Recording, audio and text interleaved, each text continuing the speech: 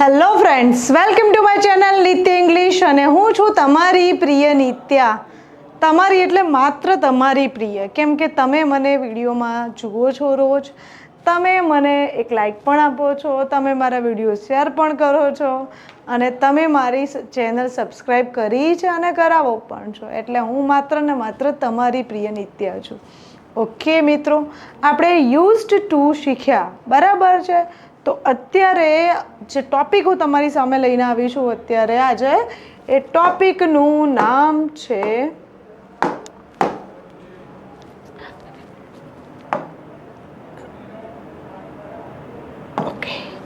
ટોપિકનું નામ છે used to. તો તમને એમ થશે કે યુઝ ટુ તો આપણે શીખ્યા, તો સાથે અહીંયા તમે જુઓ question mark question mark question mark question mark. તો હવે યુઝડ ટુનો ઉપયોગ આપણે પ્રશ્ન પૂછવામાં કેવી રીતે કરી શકીએ એ જોઈએ. બિફોર ધેટ એક સરસ મજાનું આજે થોટ લઈને આવી છું. શું લઈને આવી છું? THOUGHT, thought. શું કહે છે આ થોટ આપણું? Success is not final. Success is not final એટલે કે સફળતા નિશ્ચિત નથી. Failure is not fatal. Failure is not fatal. ફેટલનો અર્થ થાય છે જીવલેણ. એટલે કે failure is not fatal, success is not final. તો ફેલિયર જીવલેણ નથી અને સફળતા નિશ્ચિત નથી. It is the courage to continue that counts. It is the courage to continue. It is the courage to continue. Courage એટલે હિંમત. માત્ર હિંમત છે કઈ પણ વસ્તુને ચાલુ રાખવાની, બરાબર છે. સતત હિંમત, that counts. જે છે એ શું क्या मायने रखता है जिंदगी में? देखिए, success is not final, failure is not fatal. Then what matters is only your courage. તમે સતત એ વસ્તુ પર લાગ્યા રહો, મંડ્યા રહો, એ જ ગણાય છે અને એ જ તમને અંતે એ મુકામ પર લઈ જાય છે કે જ્યાંથી તમને તમારી અંદર આત્મસંતોષનો ઉમેરો કરવાનો મોકો મળે. રાઈટ છે? ઓકે, અહીંયા હું સેટિસ્ફાઈડ છું. મેં મારી લાઈફમાં આટલું કર્યું છે કે મારે આ કરવું હતું અને મેં કર્યું છે. સો નેવર ફીલ સેડ. ઓકે, કેમ કે સક્સેસ ઇઝ નોટ ફાઇનલ. તમે ગમે તેટલી મહેનત કરો, સફળતા નિશ્ચિત જ છે એવું નથી હોતું. ઘણીવાર આપણે ફેલિયરનો સામનો કરીએ છીએ, પણ એનાથી ડરી નહીં જવું, કેમ કે ફેલિયર ઇઝ નોટ ફેટલ. એ જીવલેણ નથી. ફેલિયરથી જ માણસ શીખે છે.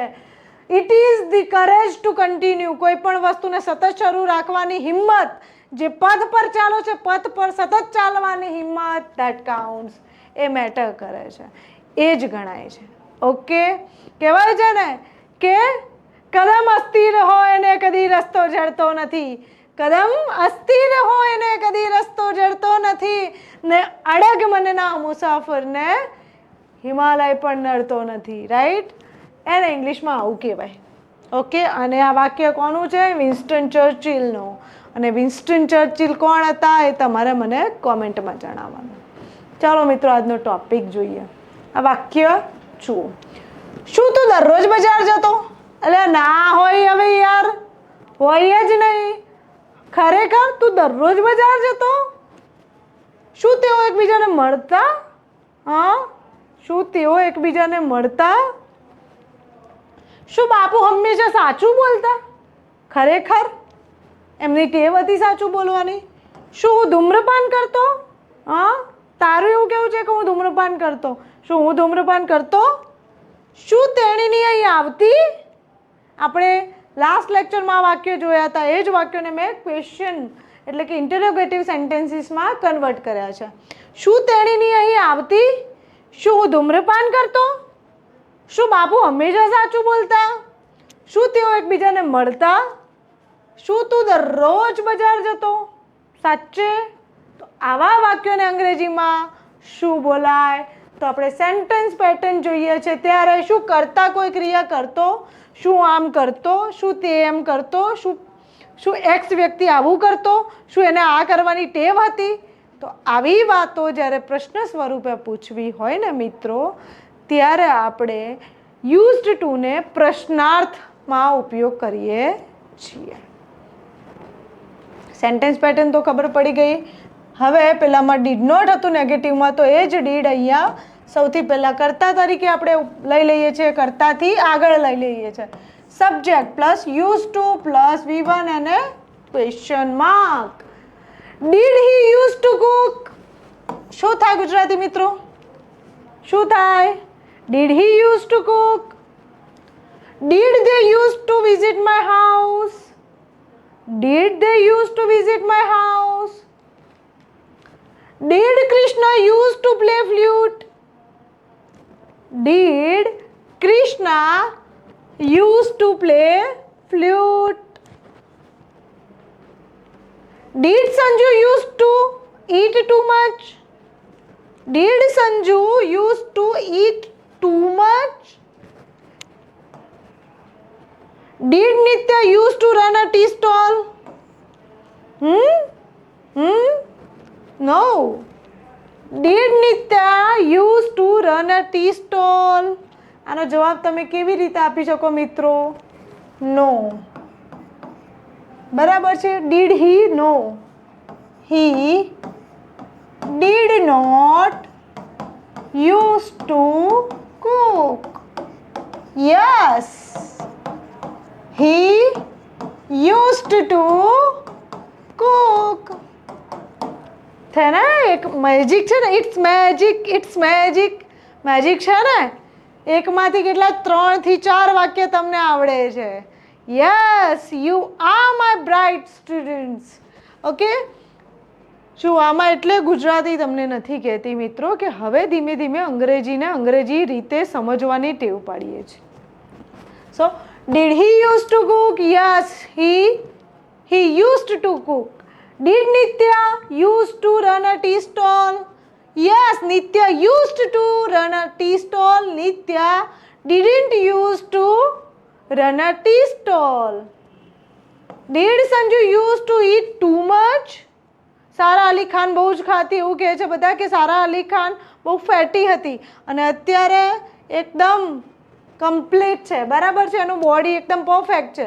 તો did she used to eat too much? No, she didn't used to eat too much. Yes, she used to eat too much. Okay.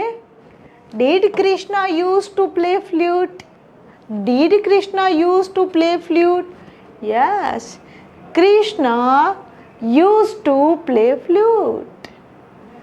Okay. Clear છે મિત્રો? ચાલો જોઈએ. હવે આપણે આ વાક્ય જોયા હતા, આગળ આપણે એનું ઇંગ્લિશ જોઈએ મિત્રો. શું તું દરરોજ બજાર જતો હતો? શું થાય એનું English? Did you used to go to market daily? Did you used to go to market daily? શું તેઓ એકબીજાને મળતા? Did they used to meet each other?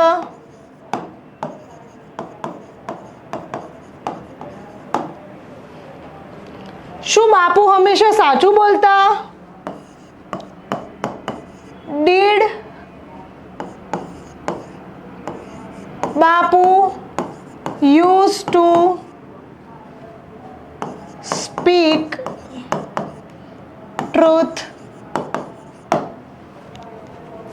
શું બોબી ધૂમ્રપાન કરતો? Did Bobby used to smoke? લખી દઉં? ચાલો લખી દઉં.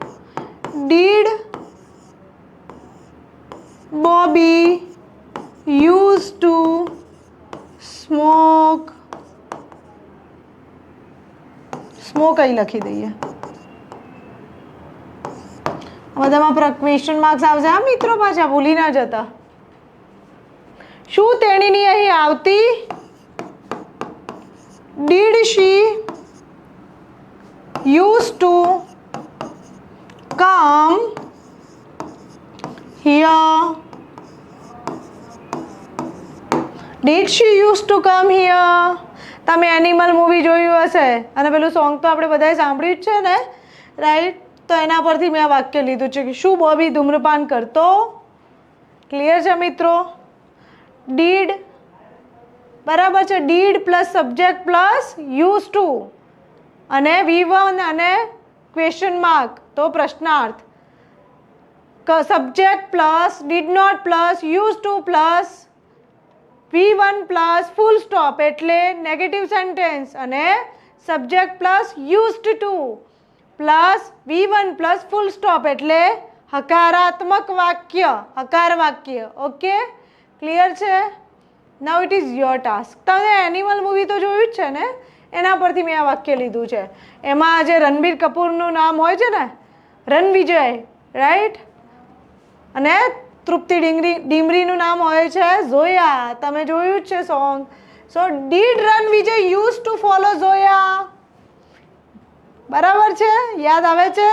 Okay, did Ranvijay use to follow Zoya.